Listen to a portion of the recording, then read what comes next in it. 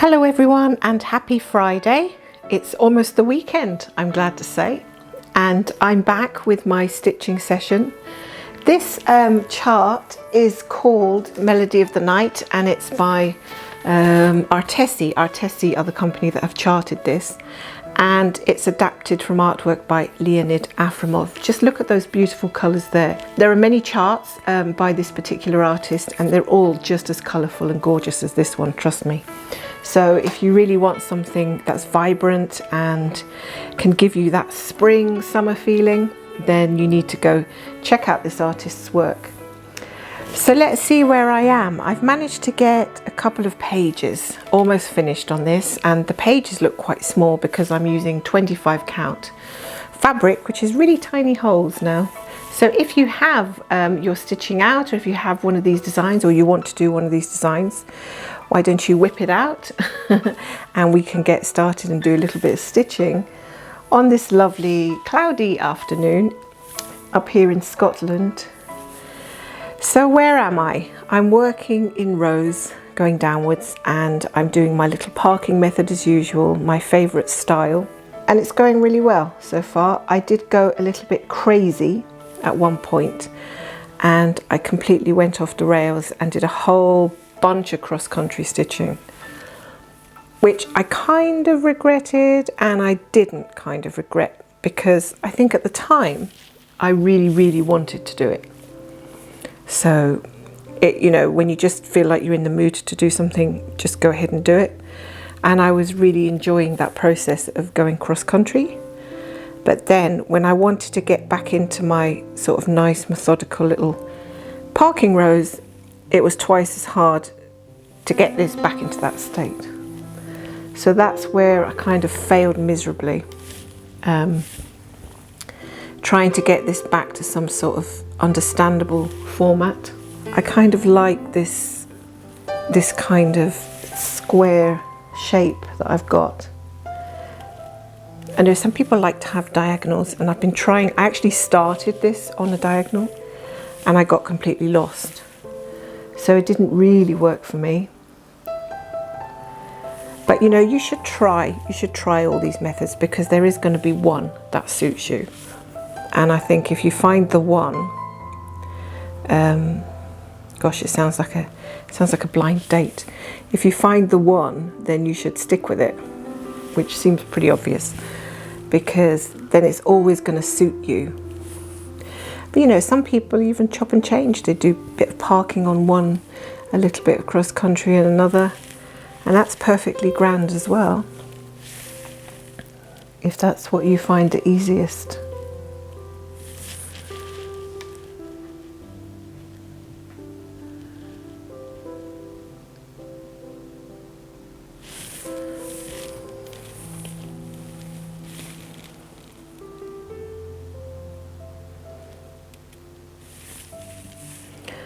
I also want to thank all of you for your lovely messages throughout the week. It is so nice to get those messages, and really lovely to see you watching my videos and enjoying them. Getting your feedback is like motivation for me to carry on doing the videos and to be sort of sharing my crafts with you. So it really does give me a bit of a boost as well, because you know, sometimes you kind of lose the buzz for things, and it's nice when other people are there to prompt you or give you a little motivation now and again. So also I want to give a little shout out and say thank you, Sarah, for all your lovely messages yesterday, and also for suggesting that I work on this piece, because I'd actually forgotten about it for a little while, but I have been meaning to pick it up. So Sarah from Instagram, thank you very much. I hope you have a great stitching day yourself. I was wondering whether, because when I start a project, I only kit up a few of the first colours that I'm going to use. So the whole thing isn't kitted up straight away, because, you know, well, mostly it's because I can't be bothered to do 90 or 100 skeins. So I just do it as I go along.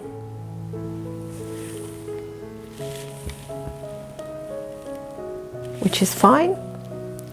but it does mean that when you're actually stitching, you'll have to stop every few stitches just to put your threads onto those bobbins.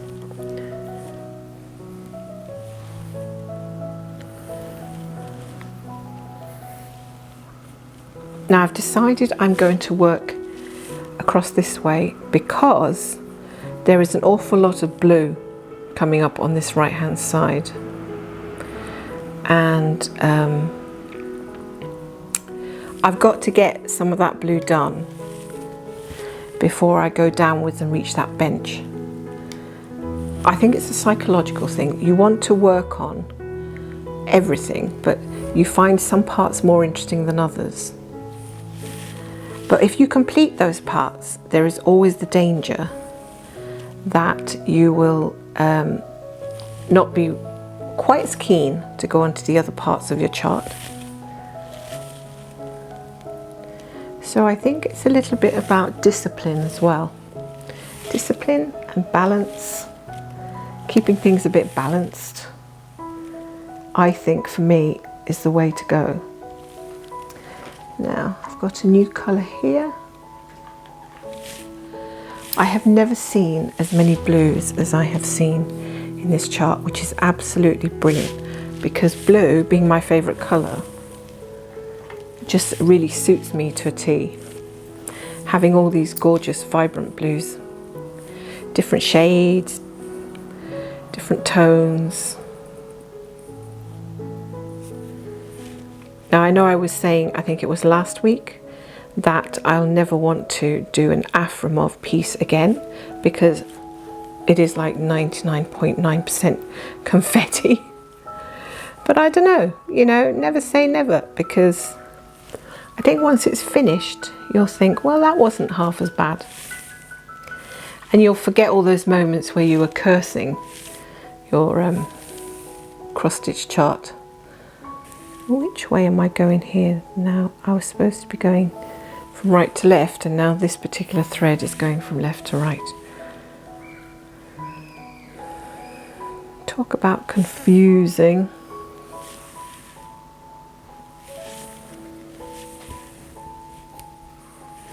So how has everybody's week gone? Have you had good stitching sessions? Do you feel like you've made progress this week? I seem to have made quite a bit of progress on my sad fairy because I've got down to her second eye now. So I've been thinking it's time for me to start working on a bit of the background again.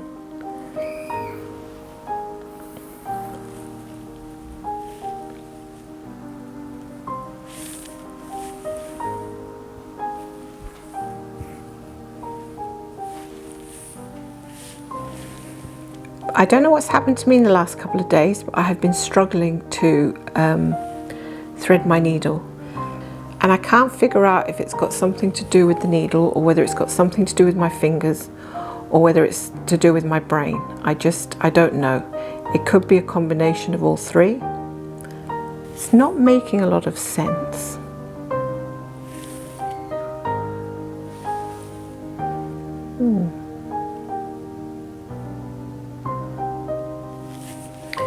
Not making a lot of sense at all, but there you go.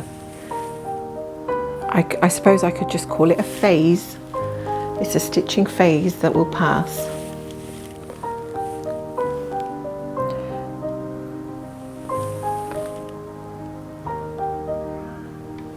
Bit of resistance here in some of these.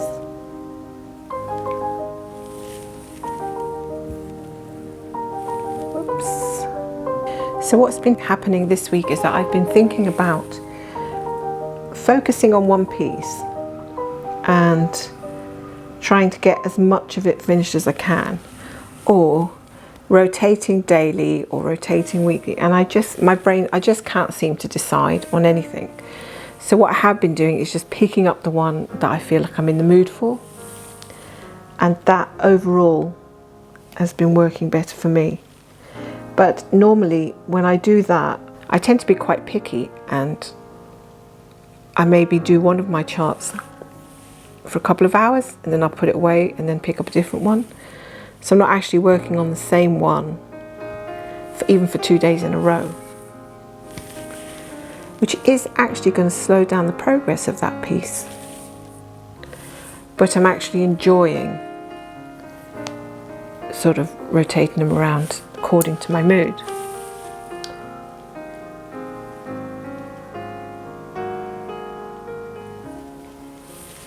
So I don't think there's an exact right answer.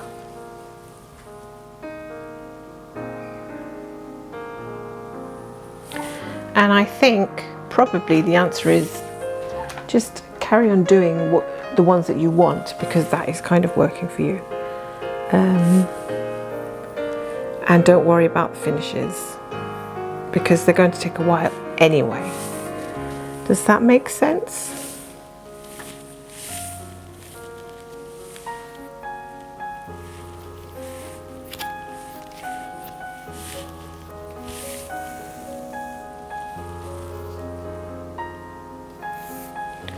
So here's a lovely, beautiful purple colour. I think I'm enjoying purples as much as I'm enjoying the blues. You know, the colours in this chart really does cheer me up.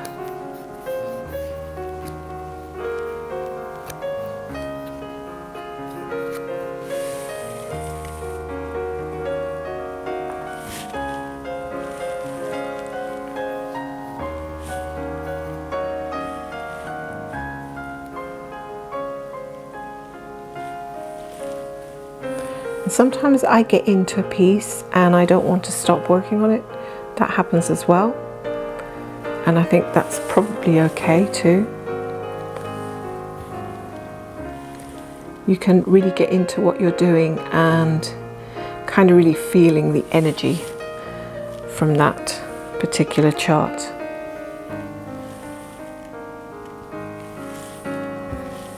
And if it's a good energy, it keeps you going. And you just want to keep doing more of it.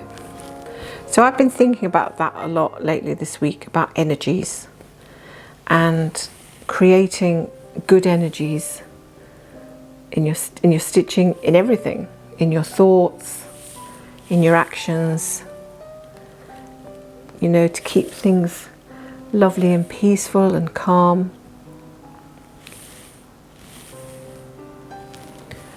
Goes there.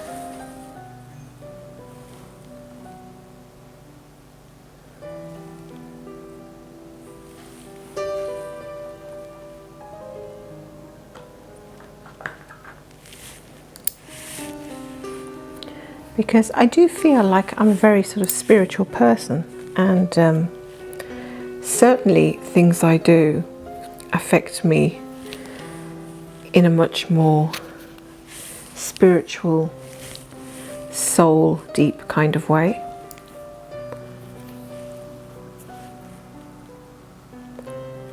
That even goes beyond the crafts that I choose and how I spend my time.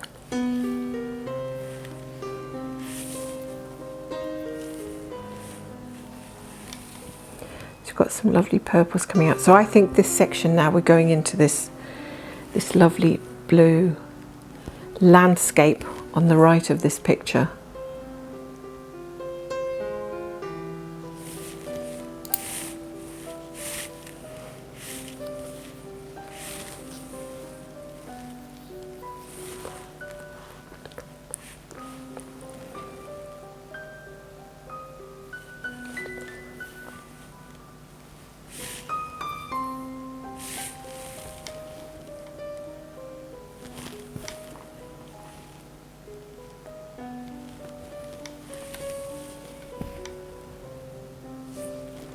So if I can park this one, I will.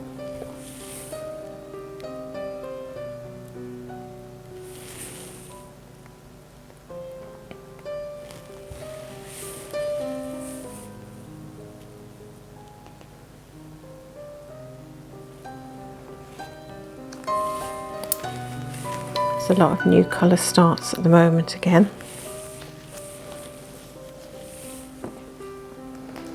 So I'll tell you what is frustrating when you're doing your stitching, is having a skein roll down behind the sofa cushions, and then you go to get it and it falls down even further. So you end up having to take half of the sofa apart just to try and locate this one bobbin that has decided to go on an adventure of its own. Sometimes it's very tempting to go on into your next column, but I generally try to resist. Sometimes I do a little bit of feathering to make sure that I don't get a huge line, although I've never seemed to have a problem with lines. Feathering is okay. I can go over my little 10 by 10, but sometimes you also want to just carry on.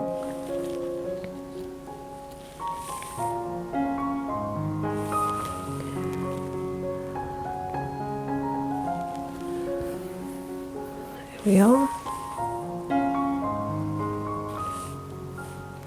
It does take a little while to get into it. I think sometimes you can start and you end up making loads of mistakes. Goodness me, what's happened here? No, that's not right. Aha, that should go on that side. This is when your grid comes in handy. I just picked out thread that belongs on the next column.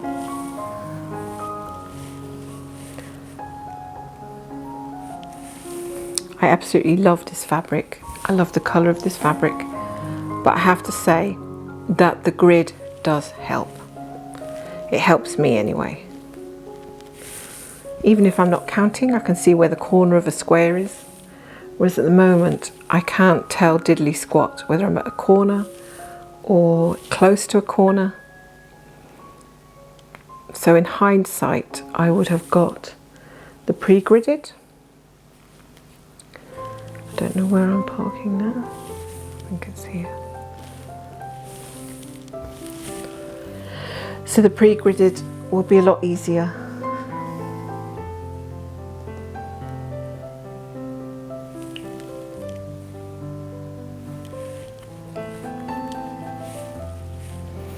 So I think somebody told me that they actually do little squares, but they put all the colours in place before they do the actual stitch. Now, I found that a little bit, surely that's a bit more time consuming than just doing each stitch as you go along. Can't really figure it out. But the other point to that is all your threads are already hanging there for you to use before you even start. So in one way it seems useful, and in another way it seems like a disaster. I can't make up my mind, and I haven't tried it, so.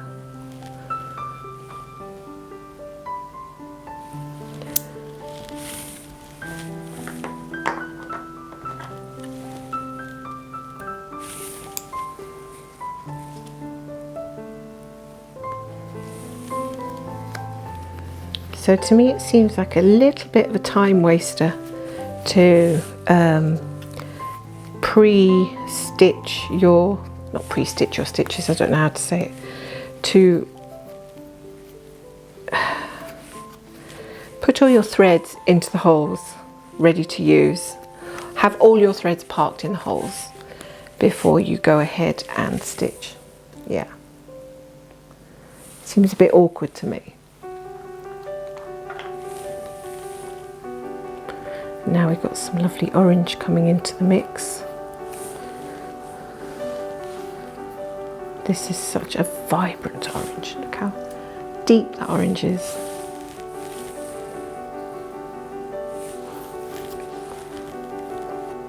We've had an awful lot of rain, much more than I can remember last year. And it's been very dark, very cloudy. So not the most inspiring.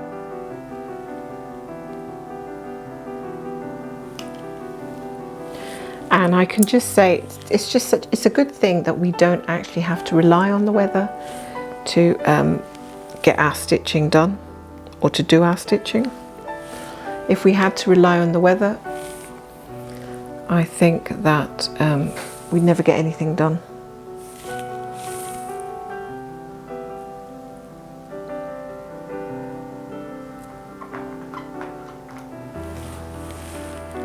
Oh my word, so many colours in this square.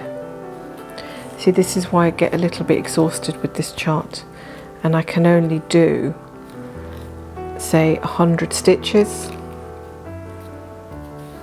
in one session, and I can't stick around for longer than that. Now I have a tangle. I'll just use this one. Because basically it takes a while to get through all these colours, and it's quite tiring. It requires a lot of energy. So I've been lucky enough not to have to frog any of this yet. Touch wood. Now where did I park this one? 823 should be the next colour. Sometimes I can tell now if I've parked one in the wrong place because of the colour, because I can already recognise some of these DMC colours. So all the colours that belong on a different square have to keep out of my sight. Otherwise I will pick them up and use them by mistake. So I'm coming to the end of my stitching session now, and I think I'm going to take a break, take a breather, because it's quite heavy going actually, and then I will come back later and do some more of this row, I think, because I'm trying to move along this way before I attempt to go downwards. So thank you for joining me. I hope you've enjoyed it, and love to hear from you as always. I hope you have a lovely, fantastic weekend, and that the weather's good for you wherever you are. So for now, take care and God bless.